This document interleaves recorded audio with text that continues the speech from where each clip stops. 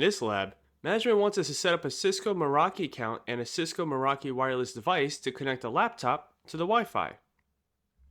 Specifically, management wants us to connect to the Cisco Meraki server. So we can open up the Meraki dashboard in order to manage the Meraki MX65W Wi-Fi device. That way, we can connect the laptop to the wireless network. Before we continue, what is Meraki? Meraki is a cloud-managed IT company currently owned by Cisco that can be used to manage networks through the cloud, making networking easier for businesses. Meraki provides devices like wireless access points, switches, and firewalls, but they are set up and controlled through the cloud. What does Meraki do? Meraki allows companies to build their network in simpler ways. No need for complex on-site network rooms. Devices are set up through the cloud.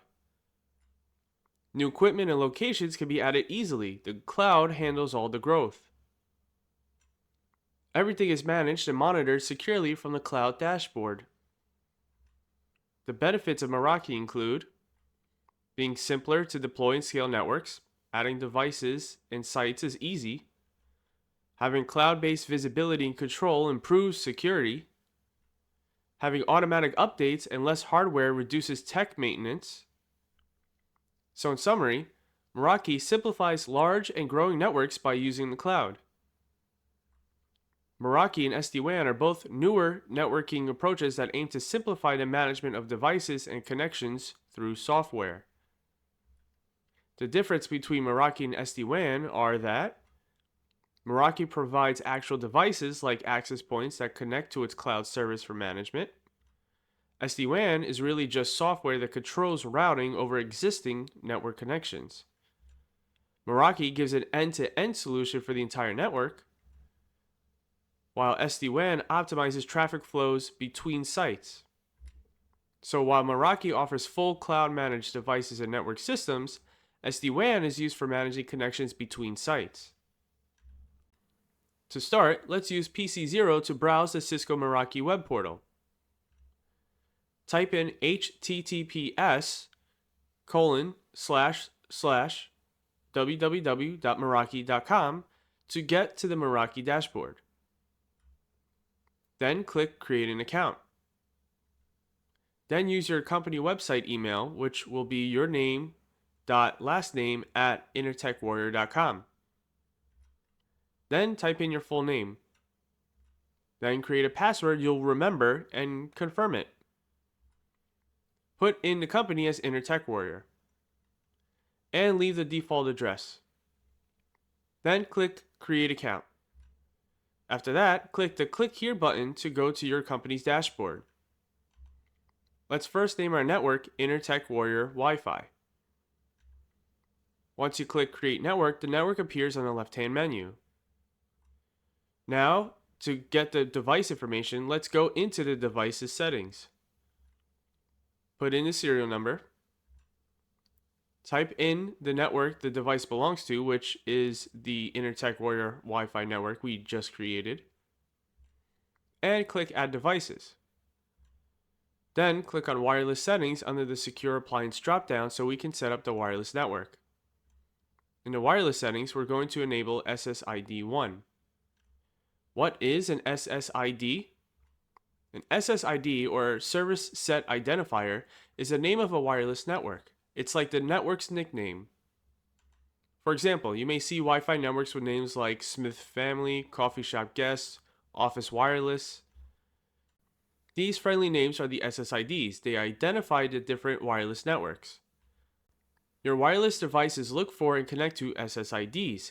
At home, you may connect to Smith Family, but at work, it may be Office Wireless. SSIDs allow separating wireless networks. Your device won't mix up the office and home networks since they have different SSIDs. Multiple SSIDs can be offered by one access point. For example, a coffee shop may have employee and guest SSIDs on the same wireless router. So in summary, SSIDs are human-friendly names that identify and differentiate wireless networks. Now let's name our SSID IT Warrior Wi-Fi. and set the security to WPA2 PSK. What is WPA2 PSK? WPA2 PSK stands for Wi-Fi Protected Access 2 Pre-Shared Key. It's a way to secure and encrypt wireless networks. How does it work? WPA2 uses a password or pre-shared key to protect the network. This password must be entered on devices joining the Wi-Fi. The password acts like an ingredient in a secret recipe to create the encryption keys to encrypt the Wi-Fi communication securely. Data is encrypted using the encryption key so only authorized devices can connect. It scrambles the data into a code.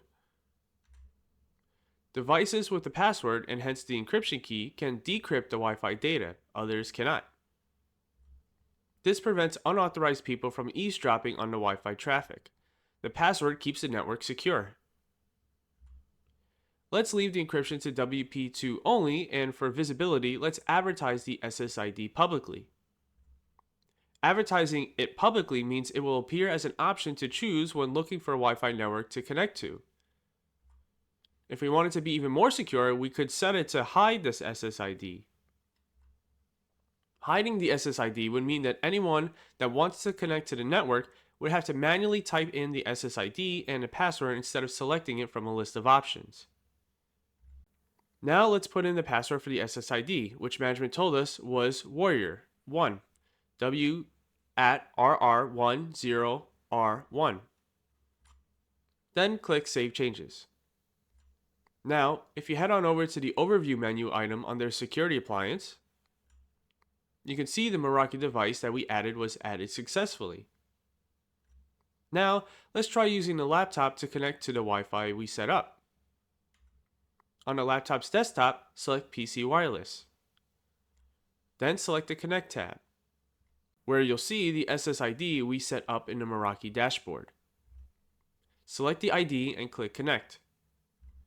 Then it'll ask for the password or pre-shared key that we set up. Type in the password Warrior1, W@RR10R1, and hit Connect. Notice the adapter now says it's active.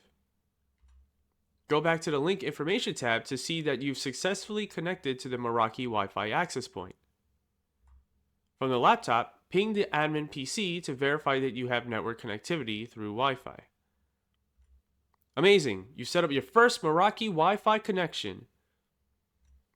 As you may have noticed, this was another example of a software-defined network connection through this time the Meraki dashboard. As I mentioned before, the way it's set up may be slightly different, but the key fundamentals are exactly the same. Now save your Packet Tracer Lab and update your notes. Then write your narrative. After that, share the Google Drive folder you have for this lab with anyone with a link can organize, add, and edit access. Then submit the lab for review. If you don't know how to submit the lab, refer to the instructions in the lab's intro video section of this program. After that, you can move on to the next lab.